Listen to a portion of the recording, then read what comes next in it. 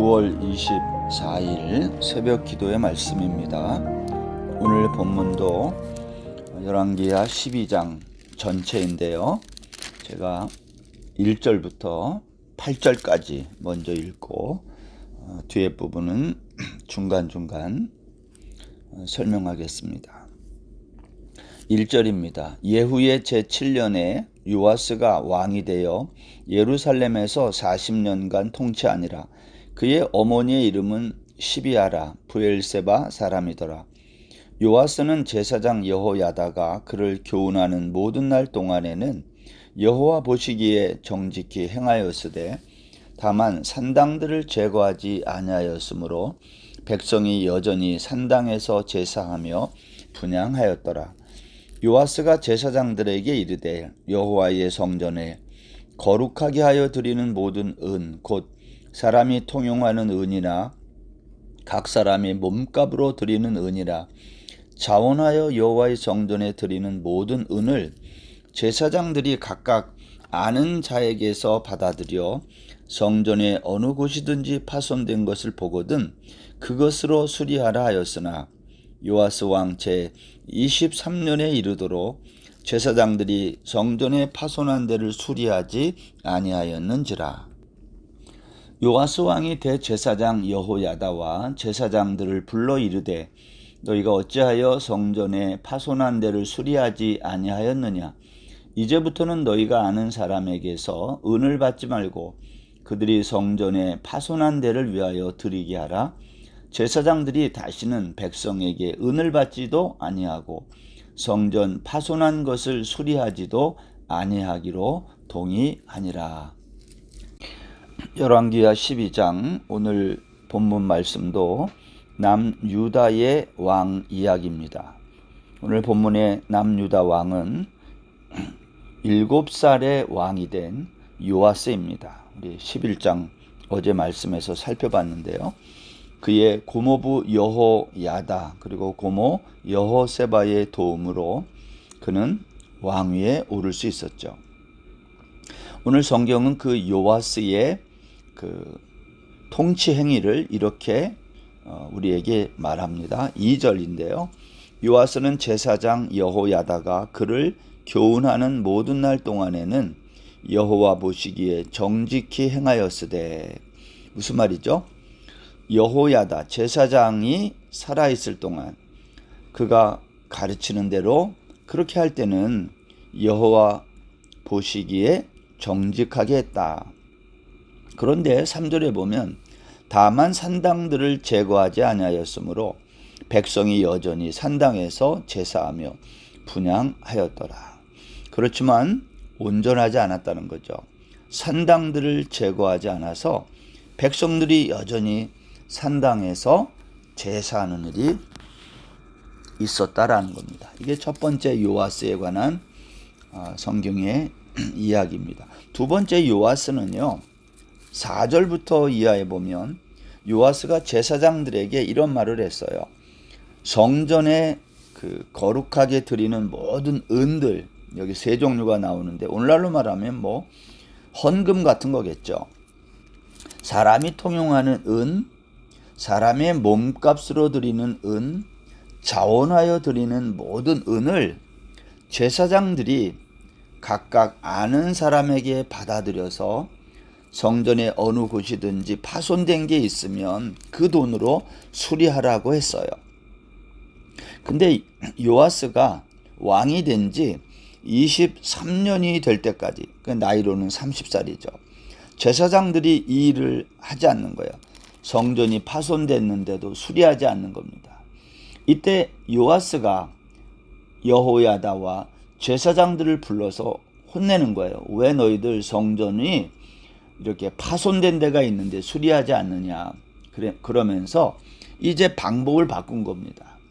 오늘날로 말하면 일이 잘 안 되니까 이렇게 규칙을 바꾼 거예요. 뭐 어떻게 바꿨냐면 7절에 보면 이제부터는 너희가 아는 사람에게서 은을 받지 말고 그들이 성전에 파손한 데를 위하여 드리게 하라.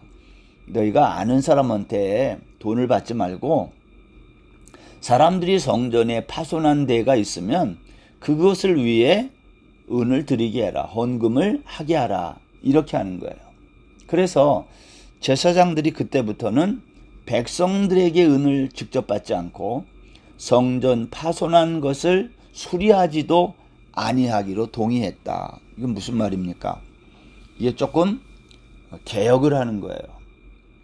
돈이 헌금이 드리면 그 드려진 곳에 잘 쓰이도록 하기 위해서 이러한 규정을 바꾼 겁니다. 옛날에는 너희들이 아는 사람한테 받아가지고 그것으로 성전을 수리하고 그랬는데 이렇게 그렇게 하지 말고 이제는 사람들이 이제 성전 수리를 위해서 돈을 내게 하라는 거예요. 9절 이하가 그 얘기가 나오는데요. 제사장 여호야다가 한 궤를 가져다가 그것의 뚜껑에 구멍을 뚫어 여호와의 전문 어기 오른쪽 곧 제단 옆에 두매 여호와의 성전에 가져오는 모든 은을 다 문을 지키는 제사장들이 그 궤에 넣더라. 그러니까 사람들이 성전에 오면서 거기에다가 이제 구멍 뚫어 놓은 그 궤에다가 거기에다 이제 은을 집어넣는 거예요. 그러면 은이 많이 차면 왕의 서기와 대제사장이 와가지고 그 은을 계산하여 봉하고 정확하게 계수하는 거죠. 그리고 그것을 성전 맡은 자에게 넘기고 그러면 성전을 맡은 사람은 그것을 수리하는 목수와 건축하는 사람들에게 주고 그리고 미장이와 석수에게도 주고 또 필요하면 돌도 사게 하고 성전을 수리할 모든 물건을 위하여 쓰게 했다. 이게 무슨 말입니까? 이거 오늘날로 말하면 지정 헌금을 드리게 한 거예요. 목적 헌금이죠.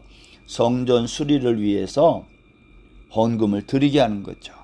이제 우리 교회도 이렇게 오피스 빌딩에 있어서 우리는 수리할 게 그렇게 많지는 않지만 그래도 몇 년에 한 번씩 이렇게 내부를 바꿀 때 그 목적을 위해서 우리가 헌금할 때가 있잖아요. 이제 그렇게 바꾼 거예요. 13절에 보면 여호와의 성전에 드린 그 은으로 그 성전의 은 대접이나 불 집게나 주발이나 나팔이나 아무 금 그릇이나 은 그릇도 만들지 아니하고 목적 외에는 쓰지 말라는 거예요. 14절 그 은을 일하는 자에게 주어 그것으로 여호와의 성전을 수리하게 하였으며 또 그 은을 받아 일꾼에게 주는 사람들과 회개하지 아니하였으니 이는 그들이 성실히 일을 하였습니다. 그리고 그 돈을 일하는 사람에게 그 품삯으로 줬다는 거예요. 그리고 그것을 제대로 줬는지 안 줬는지 회개하지 않았다는 거예요. 이유가 뭐죠? 사람들이 성실하게 일을 했다. 그러니까 정직하니까 회개가 필요 없는 거예요. 감사가 왜 필요해요? 믿지 못하니까 감사하는 거잖아요, 오늘날은. 근데 오늘 요아스 왕 당시에 요아스는 이렇게 제사장 여호야다와 함께 하면서 이러한 제도들을 만들어 갔던 거예요. 16절에는 속건제의 은과 속죄제의 은은 여호와의 성전에 드리지 아니하고 제사장에게 돌렸더라. 이건 무슨 말이죠? 레위인들의 몫은 레위인에게 드렸다는 거예요. 그래서 제사 드릴 때 속건제와 속죄제로 드리는 은은 여호와의 성전에 드리지 말고 제사장들에게 주었다.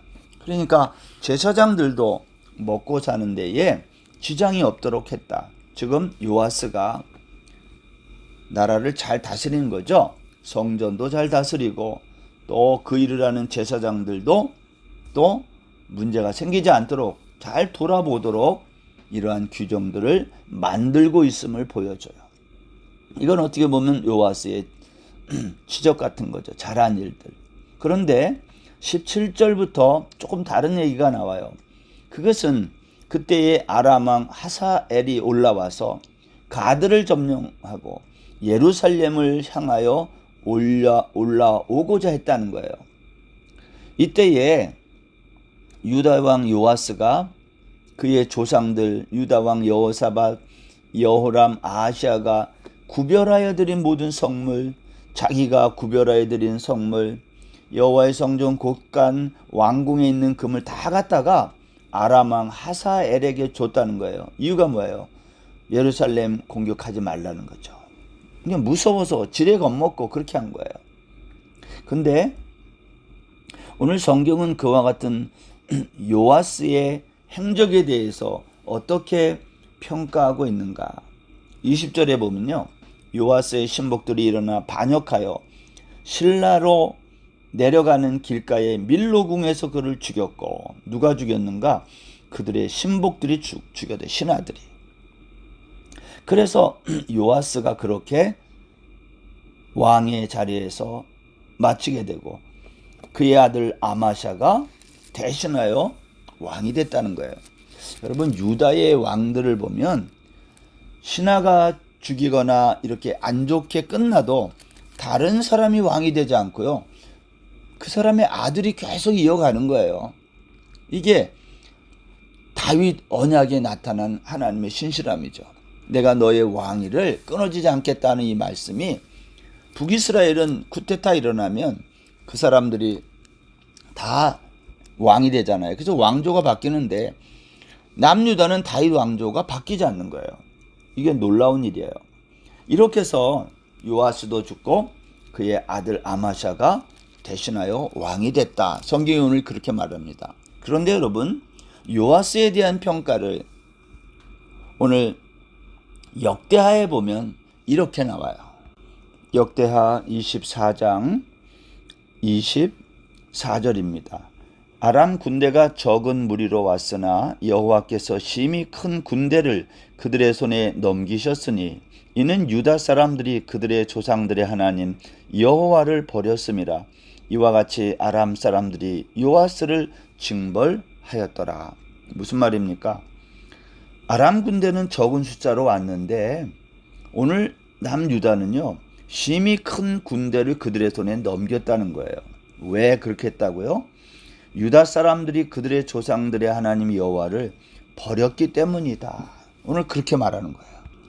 요아스가 또 당시에 유다의 백성들이 하나님을 섬기는 일에 이렇게 소홀히하면, 여호와를 버리면, 산당에서 제사를 계속 드리거나 하면 하나님이 그러한 것들을 보시고 이렇게 요아스를 징벌했다고 성경이 말하고 있습니다. 사랑하는 성도 여러분, 우리의 신앙생활은 하나님과의 관계에서 다 결판이 나는 거예요. 우리가 하나님을 섬기고 하나님을 경외하는 일에 우리가 소홀히 하고 이 세상과 짝하고 세상의 물질주의와 세상의 여러 가지 일에 탐욕을 가지고 우리가 그렇게 살아간다면 하나님은 불꽃 같은 눈으로 우리의 그러한 것을 다 보고 계신다는 거예요. 여러분, 요아스는 여호야다 제사장과 함께 그가 좋은 일을 많이 했어요. 그렇죠? 성전에다가 드리는 헌금 같은 것도 투명하게 하고 개혁적인 방법을 잘 사용했고, 그리고 그런 일들을 하는 사람들도 성실하게 일을 해서 요아스가 통치하던 시대에 정말 요아스의 모든 개혁 정책이 유다 땅에 선한 영향력을 미친 겁니다. 그런데 오늘 열왕기하 12장에서 한 가지 우리에게 주목하게 하는 것은 요아스의 이와 같은 신앙개혁, 운동, 이러한 것이 처음부터 끝까지 계속되지 못했다는 거예요. 요아스는 여호야다가 살아있는 동안 정직하게 행했지만, 그러나 여호야다의 어떠한 영향력이 멈추는 그때에, 그러니까 여호야다가 있을 때는 하나님을 계속 믿고 또 선한 영향력을 미쳤지만, 그가 죽은 다음에 여호야다가 없는 그 시기에는 하나님을 믿고 따르는 일에 한계를 보였다. 그게 오늘 역대하 24장에서 한 말입니다. 결국 요아스는 아람 왕 하사엘의 이 무력 앞에, 위협 앞에 그는 무릎을 꿇고 성전에 있는 또 여러 가지 왕궁에 있는 금 같은 것을 다 모아서 조공을 바친 거예요. 두려움을 이기지 못하고. 왜 이러한 일이 생길까요? 저는 오늘 말씀에서 한 가지를 주목하게 되는데, 하나님과의 소통이 단절되면, 하나님과의 교제가 끝나면 그것이 우리 신앙의 한계다라는 겁니다. 사람은 누구나 한계가 있지요. 우리 모두가 그러한 연약함이 있습니다. 그럼에도 불구하고 우리가 오늘 요아스 왕의 교훈을 받아서 나의 신앙의 한계가 어디인가? 내가 누구와 교제하고 있는가? 하나님과의 교제가 멈추면 어떤 일이 일어나는지를 오늘 요아스 왕의 통치와 그의 사역들을 보면서 우리 자신을 돌아보고 나의 남은 인생 하나님과의 교제를 어떻게 할 것인지를 좀 더 진지하게 생각하는 귀한 오늘 하루 되시기를 주의 이름으로 축원합니다. 기도하겠습니다. 하나님 아버지, 요아스는 어린 나이에 왕이 되었지만 여호야다의 제사장 여호야다의 도움으로 그는 참 선한 일들을 많이 할 수 있었습니다. 그러나 여호야다가 없는 시간이 오자 그의 신앙은 한계를 보이고 그는 하사엘의 위협을 이겨내지 못한 채 조공을 바치는 그러한 일을 할 수밖에 없었습니다. 하나님, 이것이 우리의 신앙의 한계이며 요아스의 한계였습니다. 하나님, 이 신앙의 한계를 뛰어넘는 저희들 다 되게 하여 주옵소서. 오늘 하루도 믿음으로 이 신앙의 한계를 극복하는 말씀을 듣는 우리 모두가 되게 하여 주옵소서. 감사하며 예수님의 이름으로 기도드립니다. 아멘. 오늘 하루도 평안하십시오.